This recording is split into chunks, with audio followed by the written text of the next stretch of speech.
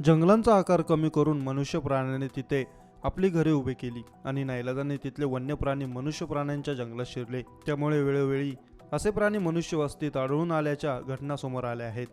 अशा अनेक प्रसंगी काही ठिकाणी हे प्राणी आक्रमक झाल्याचंही दिसून आलं। मात्र उत्तर प्रदेशच्या पिलीभीतमध्ये एक वाघ कोणत्याही आक्रमक पावित्र्याशिवाय एका घराच्या भिंतीवर ठाण मांडून बसल्याचं दिसून आलं।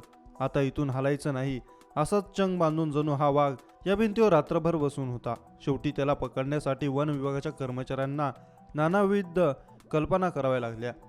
सोमवारी संध्याकाळी हा वाघ उत्तर प्रदेशच्या पिलीभीत व्याघ्र प्रकल्पातून नजीकच्या गावात शिरल्याची माहिती समोर आली आहे।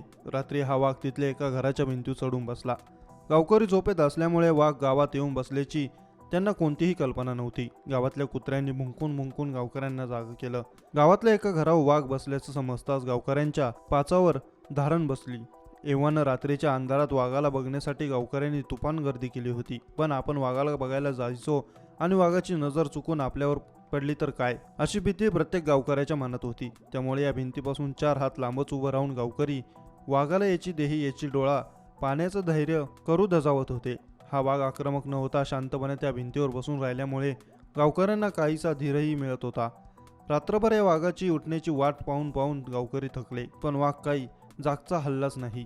सकाळी वन विभागाचे कर्मचारीही वाघाला हलवण्याचा प्रयत्न करू लागले, पण वाघोबा महाशयांनी भिंतीवर मांडलेले ठाण सोडण्यास ते तयार नव्हते।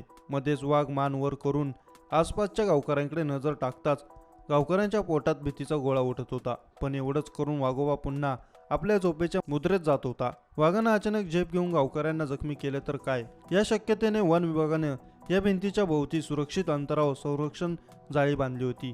त्या पलीकडे अगदी घरांच्या छतावर रस्त्यावर वाघाला बघण्यासाठी गावकऱ्यांची काठोकाठ गर्दी दिसत होती। वन विभागाच्या अधिकाऱ्यांनाही आणि खुद्द वाघालाही। शेवटी वाघाला खाली उतरवण्यासाठी वन विभागानं त्याला बेशुद्ध करण्यासाठी इंजेक्शनचा वापर केला। त्यासरशी कसनूस करत वाघ खाली आला खरा, पण तो पिंजऱ्यात काही केला जाईना।